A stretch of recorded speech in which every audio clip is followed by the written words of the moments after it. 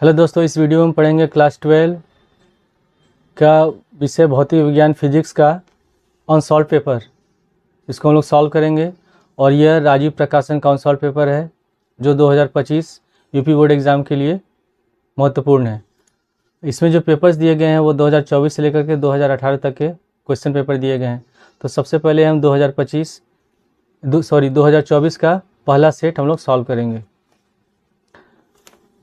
तो भौतिक विज्ञान का पहला सेट दिया गया है 2024 है, जिसका सेट नंबर है 346 FS। तो सबसे पहले इसमें हम ऑब्जेक्टिव क्वेश्चन को सॉल्व करेंगे। खंड पहला लिखा हुआ कि ई गतिज ऊर्जा के एक कण का लुईस द ब्रोगली तरंगदैर्घ्य होता है।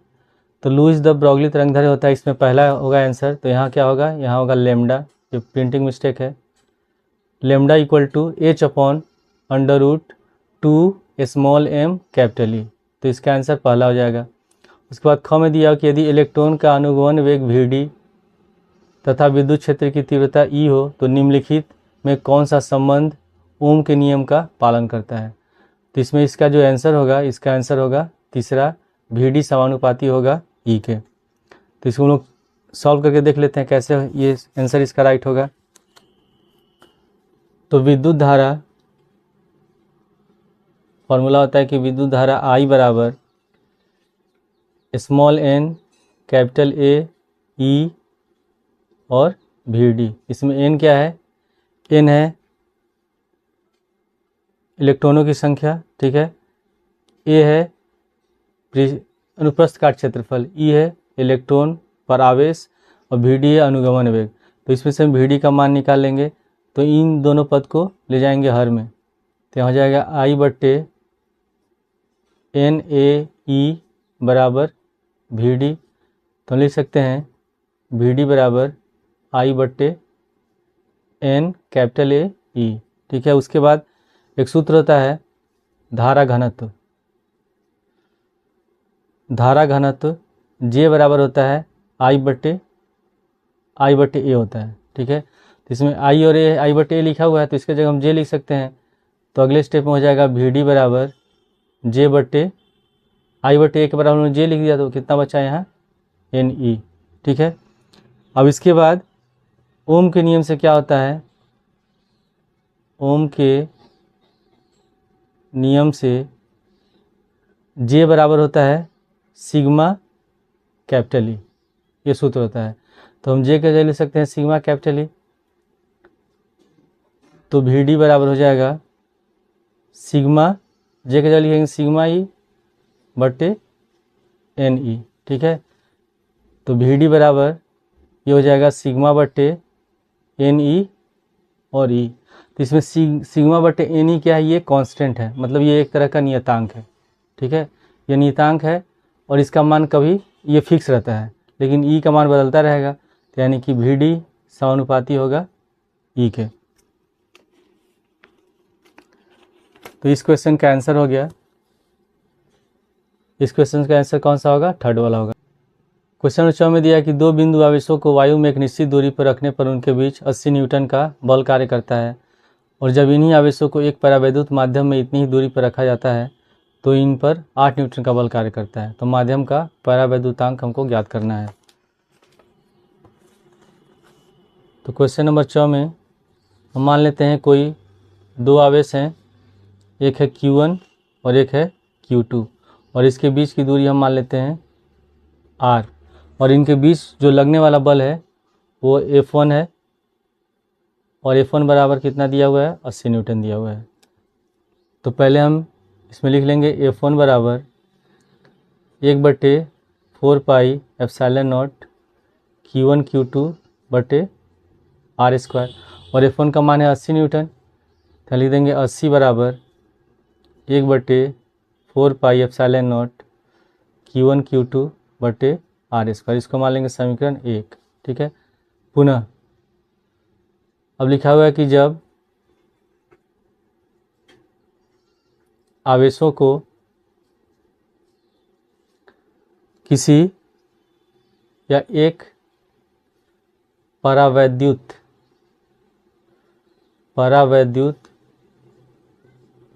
माध्यम में रखा जाता है,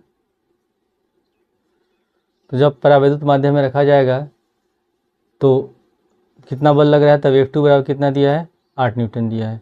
तो सूत्र से क्या लिख सकते हैं, F2 बराबर 1/4 पाई एप्सिलॉन नॉट, और जब परावैद्युत माध्यम में रखा गया है तो वो होता है हम लोग का परावैद्युत तांक होता है एप्सिलॉन आर। तो 1/4 pi epsilon naught epsilon R गुणे Q1 Q2/r²।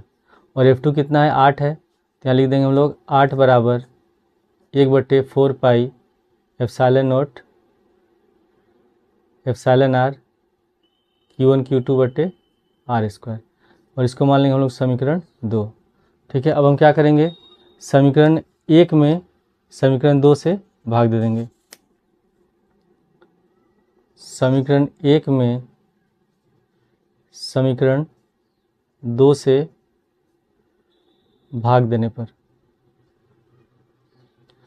और जब भी भाग देते हैं तो बायां पक्ष एक साथ और दायां पक्ष एक साथ भाग देंगे। तो ये हो जाएगा 80/8 बराबर, इसको हम लिखेंगे 1/4 pi epsilon not Q1 Q2/r², 1/4 pi epsilon not Q1 Q2/r², और इसका हो जाएगा हम लोग का 1/4 pi epsilon naught epsilon R और Q1 Q2/r²। तो ये Q1 Q2/r², ये Q1 Q2/r² कट गया, 4 पाई एप्सिलॉन नॉट और 4 पाई एप्सिलॉन नॉट कट गया, बच गया एप्सिलॉन आर। तो ये ऊपर चला जाएगा और 8 से 80 कट जाएगा 10 बार में, तो 10 बराबर हो गया हम लोग का एप्सिलॉन आर। तो एप्सिलॉन आर बराबर कितना हो गया, 10, यानी कि हमारा परावैद्युत नियतांक जो होगा वो किसके बराबर होगा, एप्सिलॉन आर 10 के बराबर होगा। तो इसमें जो परावैद्युत तांक है वो K के रूप में लिखा हुआ है, तो यानी कि K बराबर कितना हो जाएगा, 10, दूसरा आंसर होगा। खंड ब, ये जितने भी क्वेश्चन है 1 नंबर के क्वेश्चन है। तो खंड क में लिखा हुआ है लेंस की वायु में फोकस दूरी व लेंस में द्रव में डुबाने पर उसकी फोकस दूरी का अनुपात ज्ञात। खंड ब का पहला क्वेश्चन, इसमें लिखा हुआ कि लेंस की वायु में फोकस दूरी और लेंस में द्रव से डुबाने पर उसके फोकस दूरी का अनुपात ज्ञात कीजिए। ये क्वेश्चन कंप्लीट नहीं है, तो इसमें लिख लेंगे कि माना वायु में लेंस की फोकस दूरी FA तथा ये लिक्विड है, ठीक है, द्रव में लेंस की फोकस दूरी FL है। तो लेंस का द्रव में सापेक्ष अपवर्तनांक, यानी कि द्रव का कांच, जो लेंस होता है वो ग्लास होता है, कांच होता है, तो द्रव का कांच के सापेक्ष अपवर्तनांक होगा हवा का कांच के सापेक्ष अपवर्तनांक बटे हवा का द्रव के सापेक्ष अपवर्तनांक। ठीक है, तो सूत्र क्या होता है, सूत्र से होता है कि FA/FL बराबर ये LNG-1/ANG-1। ठीक है, तो इसमें जो ANG-1 होता है इसका मान ज़्यादा होगा और इसका मान क्या होता है, कम होता है।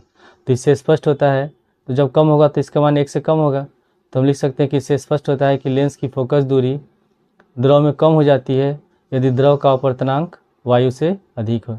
तो लिख सकते हैं इसलिए FA/FL इज लेस देन 1, यानी कि हवा में लेंस का फोकस दूरी और द्रव में लेंस का फोकस दूरी का अनुपात जो होगा वो हमेशा 1 से कम होगा।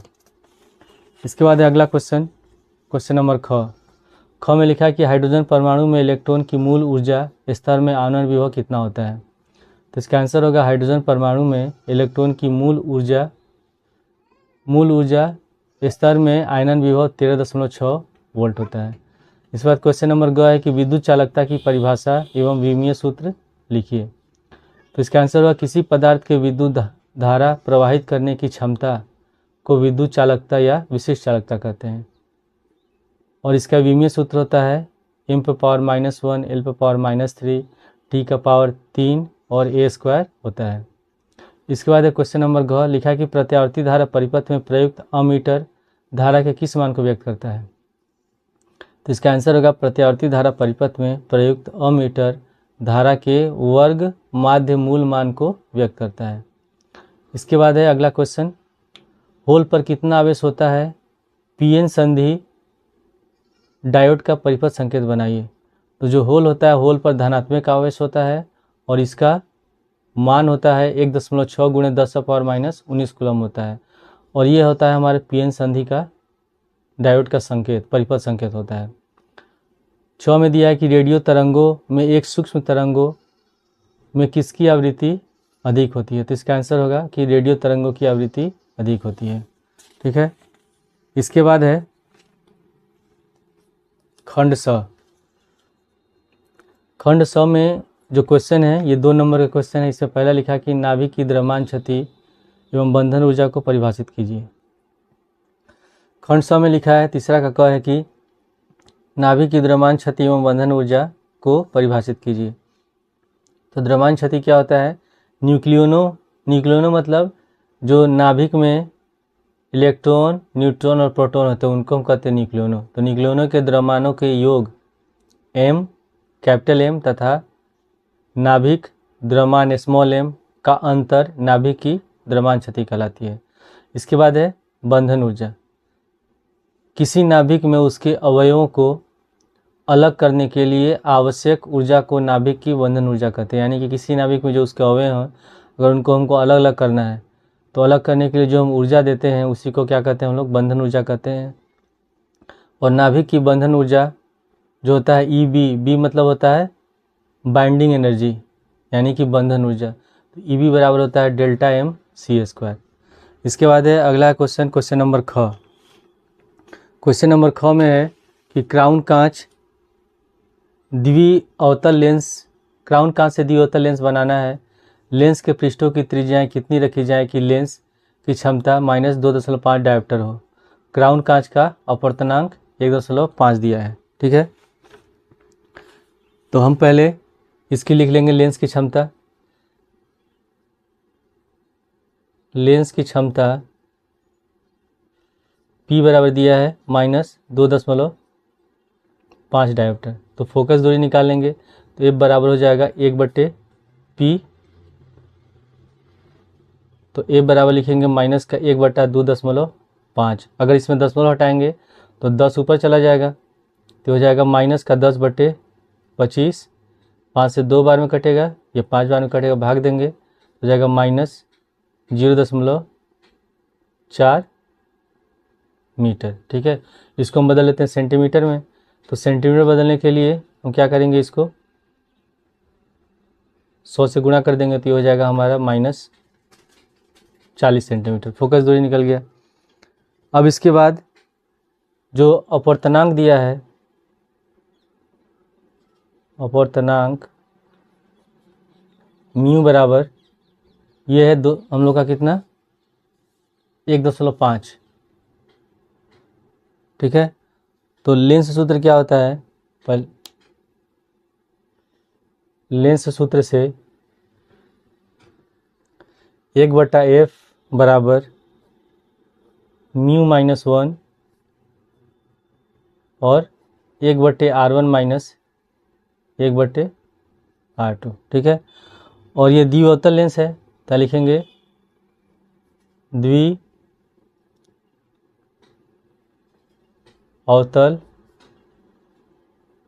लेंस के लिए R1 बराबर हो जाएगा -r और R2 बराबर हो जाएगा +r। ठीक है, तो सूत्र के अनुसार इसका मान रखते हैं। तो पहले 1/f, तो 1/f कितना है, f है हमारा -40, तो लिख देंगे -40 बराबर म्यू है यानी कि अपवर्तनांक है 1.5, तो 1.65 है, सॉरी अपवर्तनांक दिया हुआ है 1.65, तो यहाँ लिख देंगे अपवर्तनांक 1.65। तो 1.65 -1 और 1/r1 है -r, तो यहाँ लिख देंगे -r फिर -1/r, तो हो जाएगा हमारा -1/40 बराबर, इसको घटाएंगे तो बचेगा हमारा 0.65 गुणे माइनस, दोनों का एलसीएम आर हो जाएगा -1 और -1, तो माइनस का 2/r। अब हम क्या करते हैं, पहले इसको गुणा कर लेते हैं। तो माइनस का 1/40 बराबर 0.65 में 2 से गुणा करेंगे तो ये हो जाएगा माइनस का 1.3/r। अब हमको r का मान निकालना है तो आर को ले जाएंगे दाएं साइड, ये हो जाएगा माइनस माइनस कट के प्लस हो जाएगा। आर को बाएं साइड ले जाते हैं, 40 को इधर ले जाएंगे तो 1.3 गुणे 40, जब गुणा करेंगे तो आर बराबर हो जाएगा 13 चौके 52 सेंटीमीटर। ठीक है, तो हमको दोनों क्या निकालना है, इसमें पृष्ठों की त्रिज्याएं निकालनी है। तो R1 हमारा है माइनस आर, तो हो जाएगा माइनस 52 सेंटीमीटर, और R2 हमारा है प्लस आर, तो हो जाएगा प्लस का 52 सेंटीमीटर। इसके बाद क्वेश्चन नंबर ग। क्वेश्चन नंबर ग में लिखा है कि पीएन संधि डायोड के अग्र अभिनति स्थिति में इसके प्रचालन को समझाइए। तो इसका उत्तर होगा कि पीएन संधि डायोड के दोनों सिरों के बीच वोल्टता को ऐसे आरोपित करते हैं कि बैटरी का धनात्मक सिरा डायोड के पी फलक के मुक्त सिरे से तथा बैटरी का ऋणात्मक सिरा एन फलक के मुक्त सिरे से जुड़ा हो तो यह अग्र अभिनति कहलाता है। ठीक है, ये जो जिस तरह का संयोजन होता है उसको हम कहते हैं अग्र अभिनति संयोजन कहते हैं या अग्र अभिनति कहते हैं। इस प्रकार की संधि में पी क्षेत्र के बहुसंख्यक आवेश धनावेशित कोटर, मतलब जो पी क्षेत्र के जो आवेश होते हैं वो धनावेशित होते हैं और उनको कोटर कहते हैं या होल कहते हैं। तो धनावेशित कोटर और एन क्षेत्र से बहुसंख्यक ऋणावेशित इलेक्ट्रॉन संधि की ओर गति करते हैं, यानी कि इधर से धनात्मक वाला जाएगा, इधर से ऋणात्मक आ जाएगा और दोनों एक दूसरे की तरफ गति करते हैं। इसके बाद एक क्वेश्चन नंबर घ। क्वेश्चन नंबर घ में लिखा है कि अमीटर में शंट प्रतिरोध के मान को बढ़ा देने पर उसके परास तथा सुग्राहिता पर क्या असर पड़ता है। तो इसका आंसर होगा कि अमीटर में शंट प्रतिरोध का मान बढ़ा देने पर उसके परास में वृद्धि हो जाती है, मतलब कि अर्थात अमीटर उच्च धारा को मापने में सक्षम हो जाता है। ठीक है, फिर है कि जब शंट प्रतिरोध बढ़ाने से अमीटर की सुग्राहिता कम हो जाती है, इसका मतलब है कि अमीटर छोटी धाराओं को मापने में कम सक्षम हो जाता है। ठीक है, ये हो गया इसका आंसर। इसके बाद है अगला क्वेश्चन खंड द।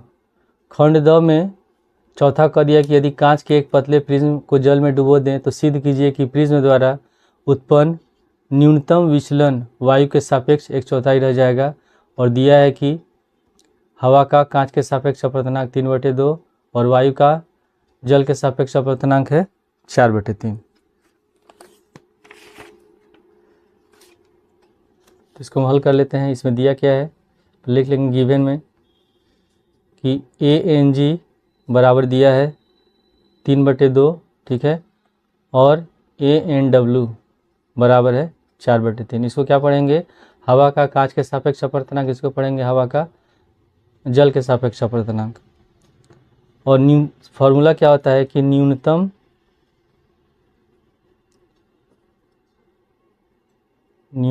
विचलन डेल्टा बराबर म्यू माइनस 1 गुणे ए। इसमें ए क्या है, ए है प्रिज्म कोण, म्यू है कांच का अपवर्तनांक, और जो ये डेल्टा है इसको कहते हैं न्यूनतम विचलन। तो हम अब निकालेंगे कि जब कांच को जल में डुबा दिया जाता है तब प्रिज्म का अपवर्तनांक क्या होगा, यानी कि जब, तो इसमें लिखेंगे जल में डुबोने पर प्रिज्म का अपवर्तनांक,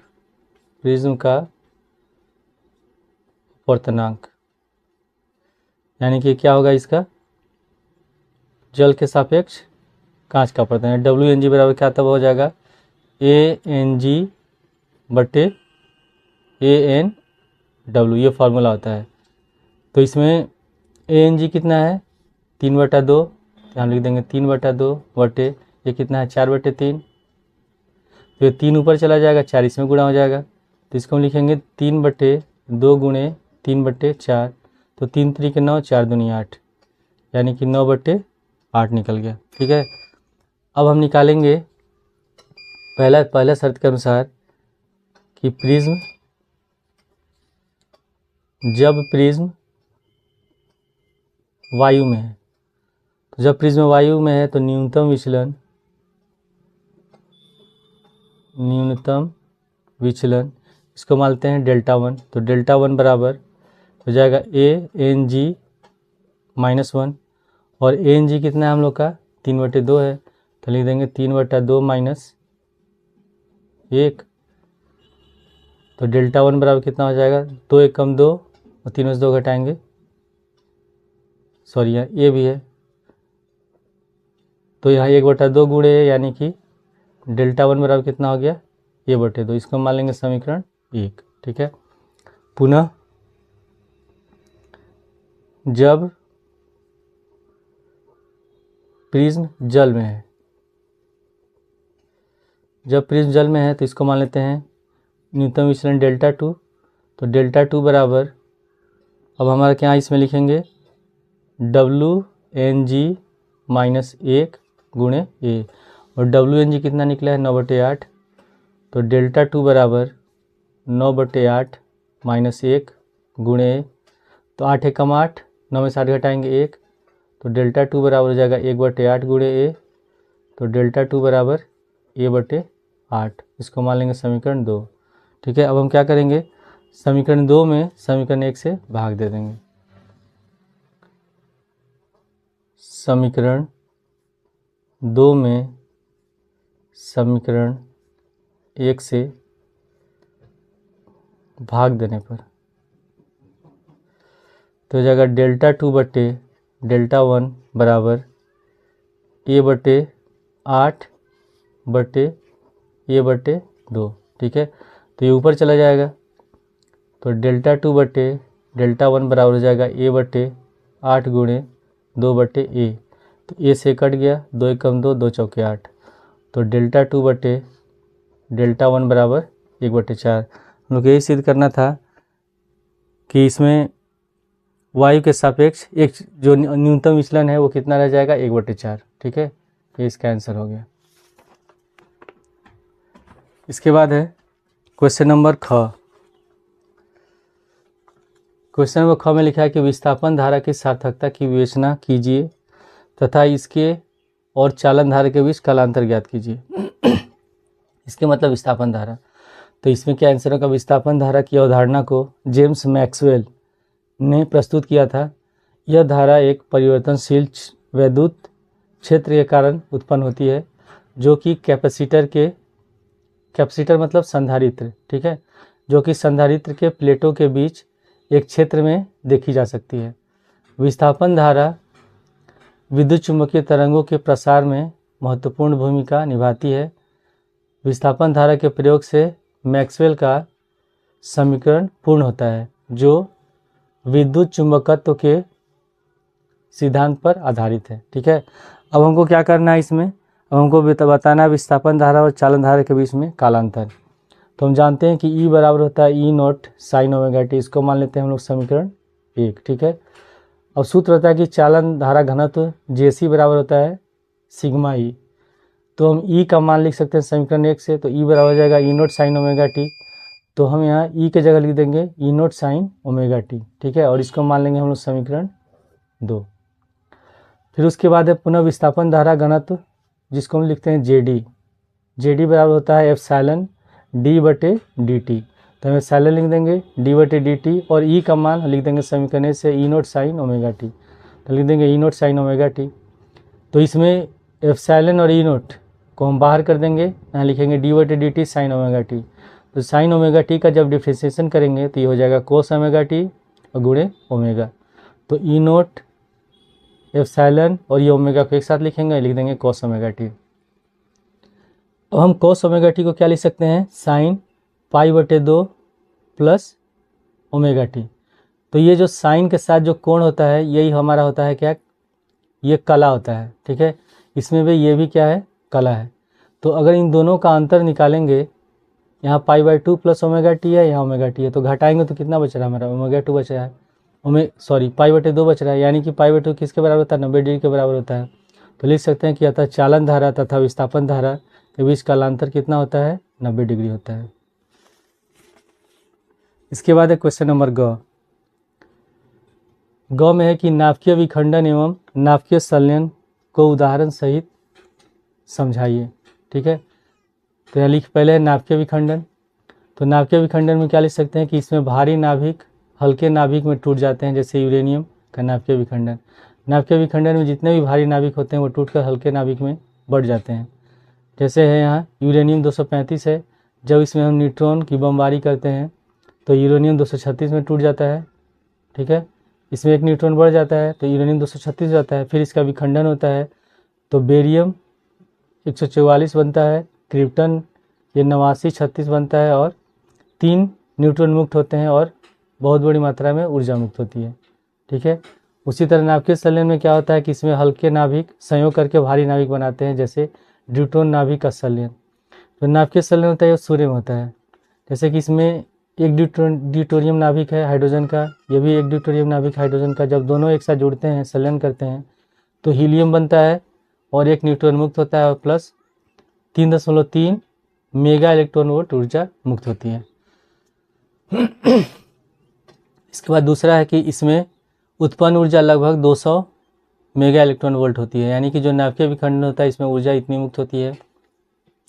नाभिकीय संलयन में इसमें उत्पन्न ऊर्जा लगभग 24 मेगा इलेक्ट्रॉन वोल्ट होती है। ठीक है, इसके बाद नाभिकीय विखंडन में यह क्रिया साधारण ताप पर हो जाती है। जो नाभिकीय विखंडन होता है इसको करने के लिए हम लोग को साधारण ताप चाहिए, लेकिन जो नाभिकीय संलयन होता है यह क्रिया केवल उच्च ताप पर ही हो सकता है, यानी कि बहुत ज़्यादा टेम्परेचर चाहिए तभी हम ये क्रिया को कर सकते हैं। इसके बाद चौथा है कि इस क्रिया को नियंत्रित किया जा सकता है। जो नाभिकीय विखंडन होता है इस क्रिया को हम नियंत्रित करते हैं और इसका उपयोग करते हैं हम लोग जो नाभिकीय रिएक्टर होता है, न्यूक्लियर रिएक्टर होता है, उसमें विद्युत ऊर्जा उत्पन्न करते हैं। और जो नाभिकीय संलयन की अभिक्रिया होती है इसको हम लोग नियंत्रित नहीं कर सकते हैं। इसके बाद है अगला क्वेश्चन नंबर घ। प्लास्टिक की एक गोली पी जिसका द्रव्यमान 3.2 × 10⁻⁻15 kg है, 2 क्षैतिज समांतर आविष्ट प्लेटों के बीच स्थिर अवस्था में संतुलित है। गोली पर कितने इलेक्ट्रॉन सामान्य से कम या अधिक होंगे और जी का मान दिया है इसमें 10 मीटर पर सेकेंड स्क्वायर। ठीक है, तो इसको भी हम लोग हल कर लेते हैं। इसमें सबसे पहले इसमें मान क्या दिया हुआ है, जो द्रव्यमान है m बराबर 3.2 × 10⁻⁻15 kg, जी बराबर दिया है 10 मीटर पर सेकेंड स्क्वायर। ठीक है, और क्या दिया इसमें जो उनके बीच की दूरी है वो कितना दिया है, 2 सेंटीमीटर दिया हुआ है। ठीक है, तो L बराबर है 2 सेंटीमीटर और सेंटीमीटर को हम मीटर में चेंज करेंगे तो मीटर में चेंज करने के लिए हम इसको 100 से भाग दे देंगे तो 100 होता है 10 का स्क्वायर, तो इसको लिख सकते हैं 2 × 10⁻⁻2 मीटर। और उसके बाद जो भी दिया हुआ है विभवांतर ये कितना है, 1000 वोल्ट है, 1000 वोल्ट। ठीक है, तो इसमें फॉर्मूला क्या होता है, फॉर्मूला हम लोग यूज़ करेंगे QE बराबर होता है mg। ठीक है, और हम भी जानते हैं कि Q बराबर क्या होता है, NE होता है, तो हम यहाँ Q की जगह NE लिख देंगे तो हो जाएगा NE कैपिटल E बराबर mg। और E बराबर विद्युत क्षेत्र E बराबर होता है V/L। ठीक है, तो हम E की जगह लिख सकते हैं V/L, तो हो जाएगा NE V/L बराबर mg। हमको क्या निकालना है इसमें हमको निकालना है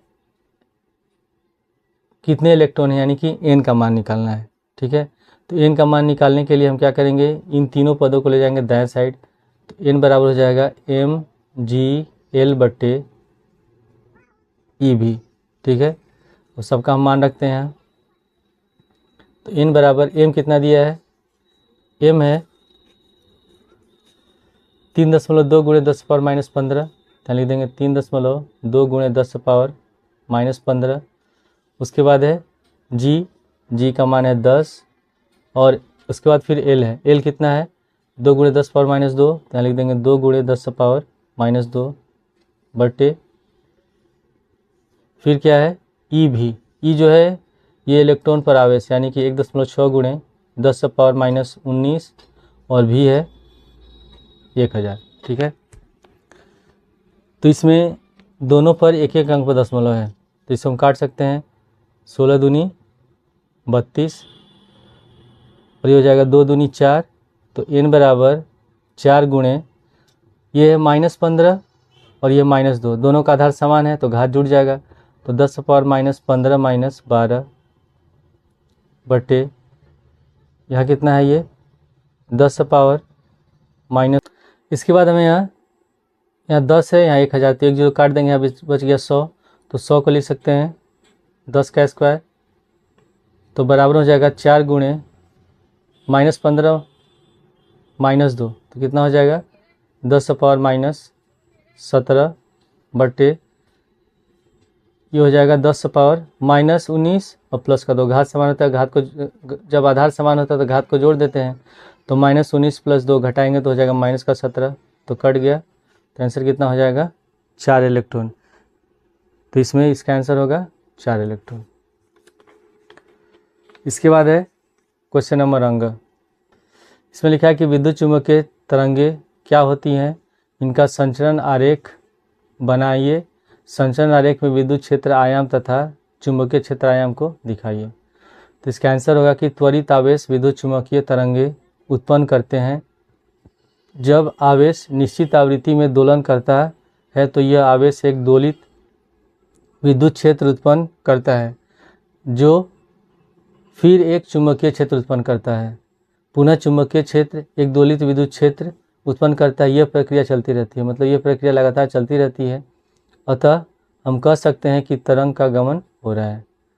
तो ये हमारा संचरण आरेख है विद्युत क्षेत्र आयाम और चुंबकीय क्षेत्र आयाम का। ये x अक्ष है, ये y अक्ष है, ये z अक्ष है।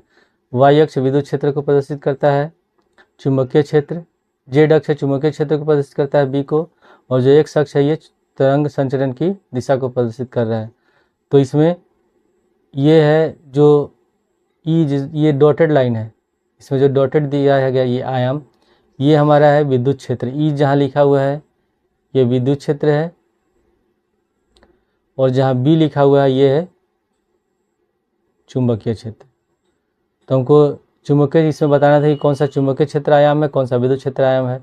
तो जहाँ जहाँ बी लिखा हुआ है ये सब चुंबकीय क्षेत्र आयाम है, और जहाँ जहाँ ई लिखा हुआ है ये क्या है, ये विद्युत क्षेत्र आयाम है। इसके बाद अगले वीडियो में हम लोग बाकी के क्वेश्चन को सॉल्व करेंगे।